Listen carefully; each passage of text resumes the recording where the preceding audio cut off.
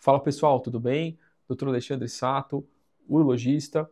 No vídeo de hoje a gente vai começar aí com uma série de casos aí clínicos no consultório, com algumas patologias que normalmente a gente vê aqui no consultório, como câncer de próstata, câncer de rim, cálculo, enfim, a fimose, ah, vasectomia, enfim, como é que a gente faz e lidar com o paciente, as dúvidas que podem surgir. Então vai ser basicamente uma ilustração de um caso que passou até recente aqui no consultório para a gente discutir aí o que a gente faz e como é que a gente conduz esse paciente, eventualmente algumas dúvidas que podem surgir aí nessa consulta. Bom, o primeiro caso é um paciente aí com câncer de próstata, um paciente que passou recente hoje aqui no consultório, é um paciente aí de 60 anos de idade que sempre vinha fazendo aí o seu acompanhamento rotineiro, todo ano ele passava no urologista, e esse ano quando ele passou, a gente foi fazer o toque retal, estava normal, um paciente totalmente assintomático do ponto de vista urinário, então já até bom, não tem dificuldade, enfim, não acorda muito à noite, sente que a bexiga está esvaziando, assim, um paciente totalmente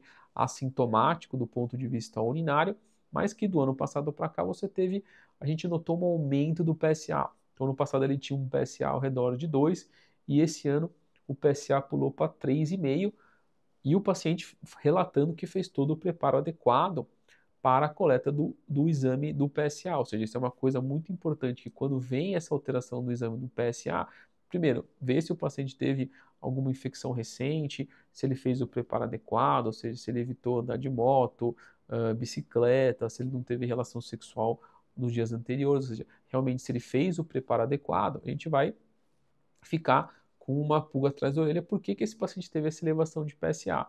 O importante é, às vezes, quando o paciente olha o exame e às vezes acaba não voltando na consulta com o urologista porque ele olhou o exame, vê lá o referencial que para a idade dele com 60 anos o valor era até 4, ele olha que o valor dele veio 3,5. Só que outra coisa que a gente acaba sempre analisando com relação ao exame específico do PSA é a dinâmica do PSA. Então, para aqueles pacientes que sempre acompanham de maneira rotineira, esse paciente teve uma alteração importante, ou seja, ele quase dobrou em um ano. A gente consegue tolerar um aumento aí de mais ou menos 0,75 de um ano para o outro. Óbvio que aqueles pacientes que não fazem um acompanhamento regular, então não conseguem ter essa evolução do PSA, se obviamente o toque está normal, ele tem um PSA que está dentro da normalidade, mas foi aquele único PSA, a gente também acaba perdendo muito o parâmetro. Pode ser que se você suspeitar que esse paciente possa ter alguma alteração, você pode pedir para dosar esse PSA em menos de um ano e avaliar e começar a avaliar a cinemática do PSA. Bom, então esse paciente ele teve uma elevação importante do ano passado para cá, quase dobrou, com o toque retal normal e permanecendo sempre assintomático do ponto de vista prostático.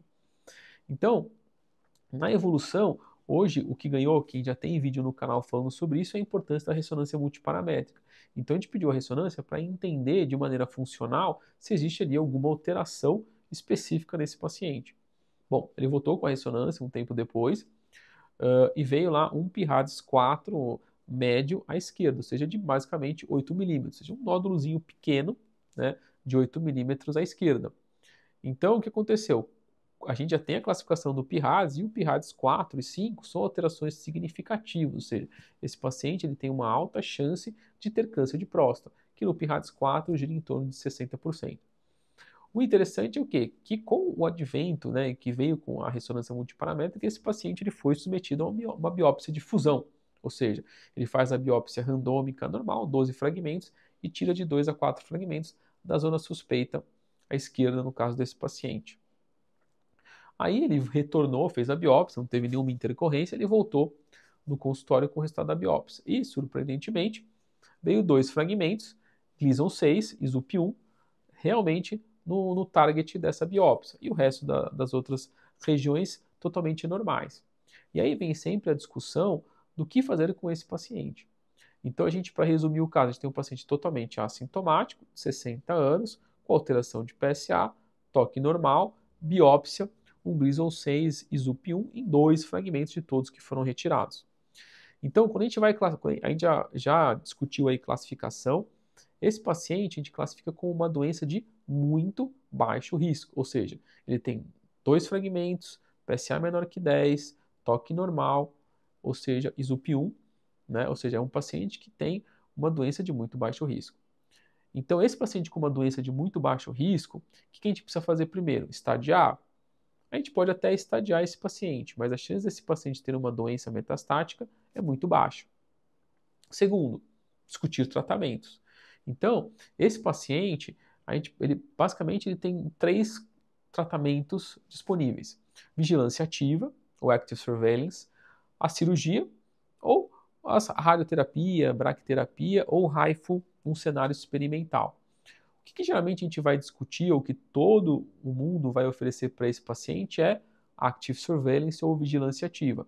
Hoje, estatisticamente, 60%, 70% da população mundial com diagnóstico de câncer de próstata no estágio de muito baixo risco, eles são oferecidos e o tratamento ideal para esse paciente é vigilância ativa. A gente já tem vídeo no canal sobre vigilância ativa, mas em resumo, esse paciente vai fazer PSAs e toques retais no acompanhamento, tá? Depois de 1 ano, ele faz uma nova ressonância com uma rebiópsia para entender se teve uma mudança ou não, ou se a neoplasia está estável, e depois ele vai acompanhando ao longo do tempo, com PSAs, com toques, ressonâncias, biópsias, enfim, para eventualmente ver se esse câncer vai ter alguma progressão. A gente tem dados aí de séries muito longos, de mais de 10 anos de acompanhamento, que mais da metade dos pacientes ainda permanecem em vigilância ativa depois de 5 anos de acompanhamento com uma boa segurança oncológica, ou seja, 0 metástases. Tá? Então, hoje, o tratamento padrão, e o que obviamente esse paciente escolheu, foi vigilância ativa. A gente pode discutir cirurgia, pode discutir radioterapia, BRAC, dependendo da cirurgia? Pode. Aí vai depender muito do que o paciente anseia. Às vezes, se o paciente é um paciente que tivesse muitos sintomas prostáticos, já tomasse remédio para tratar a hiperplasia, você oferecer, às vezes, a esse paciente o tratamento cirúrgico, talvez não seja algo tão anormal, porque é um paciente que já tinha sintomas prostáticos, tinha dificuldade, já tomava algum remédio, e obviamente quando você faz a cirurgia para tratar o câncer de próstata, você elimina de fato a hiperplasia benigna da próstata. Ah, ele pode fazer radioterapia? Também pode fazer radioterapia, é um tratamento que pode ser oferecido para esse paciente. Eventualmente, a gente deixa os tratamentos radioterápicos exatamente para aqueles pacientes que são mais idosos, que eventualmente têm um alto risco cirúrgico, entendeu? Porque são pacientes que, obviamente, você fazer o tratamento cirúrgico tem o seu risco, e às vezes o próprio idade versus tempo de doença, talvez a radioterapia trate e não dê tempo da doença recidivar. Não estou falando que a radioterapia seja inferior, então a gente está comparando tratamento versus idade versus tempo de sobrevida, tempo de doença que esse paciente vai ter ao longo do tempo. Então, se a gente for colocar do ponto de vista oncológico, a cirurgia e a radioterapia vão tratar igual esse paciente. Só que o problema é o tempo de vida que esse paciente vai ter. Então, por isso que geralmente os pacientes acima de 75 anos, esses pacientes são mais propensos a gente oferecer a radioterapia ao invés da cirurgia. Lógico, dependendo de cada caso, se é uma doença de alto risco ou não. Mas enfim, isso a gente pode até discutir em outros vídeos, se eventualmente algum paciente também aparecer no consultório, a gente discute também a doença de alto risco, o risco intermediário, a gente vai pontuando em outros vídeos aí do que a gente pode discutir com os pacientes. Mas a gente olhando o paciente Gleason 6, UP1, com doença de baixo risco ou muito baixo risco, esse paciente deve ser oferecido vigilância ativa e é o tratamento padrão. E hoje em dia, estatisticamente, mais de 60%, 70% das pessoas com diagnóstico de câncer de próstata no mundo estão em acompanhamento com vigilância ativa quando recebem esse diagnóstico. Existem alguns exames que a gente pode determinar qual é a probabilidade desse paciente ter uma doença ou uma evolução negativa já na vigilância ativa, ou seja, se você quiser decidir se esse paciente não deve ser oferecido a vigilância ativa. Quais são? E hoje a gente tem 2 disponíveis no Brasil, que é o Decipher, tá? E o Oncotype. Basicamente, são exames que eles vão fazer análise genética no material da biópsia para ver se esse paciente tem chance de ter um efeito, um upstaging, né, uma piora, ou eventualmente um evento adverso durante a evolução do câncer de próstata. O único detalhe com relação aos exames é o custo, né? Hoje o Decipher deve estar em torno de R$ 14.000, o Oncotype deve estar por volta de mais ou menos isso aí, 12 a 15 mil reais. Então são exames caros, mas que podem eventualmente tirar o paciente ou eventualmente fazer com que esse paciente ele faça a cirurgia, né, decida fazer a cirurgia, porque esse paciente tem marcadores genéticos que esse paciente possa ter uma evolução desfavorável. Beleza? Então, assim, ó, basicamente esse é um paciente que é o dia a dia do consultório. Tem muitos pacientes com câncer de próstata, a gente faz ambulatório de uro-oncologia, Então você vê que é uma discussão muito ampla. Então esse paciente que tem doença de muito baixo risco, o SUP1, esse é o paciente que, na teoria, ele pode tudo, né? O que na verdade você vai pesar é eventualmente idade, sintomas, eventualmente se o paciente ele consegue conviver, entre aspas, né, fazendo a vigilância ativa, porque obviamente também conta o ponto de vista psicológico do paciente, onde ele às vezes não tem aquela coisa que ele quer cortar o mal pela raiz, então obviamente ele prefere tratar o câncer, né? E aí, obviamente, você discute os prós e os contras em relação aos efeitos colaterais do tratamento que ele vai escolher, né? Incontinência, disfunção erétil. Então, obviamente, isso acaba sendo.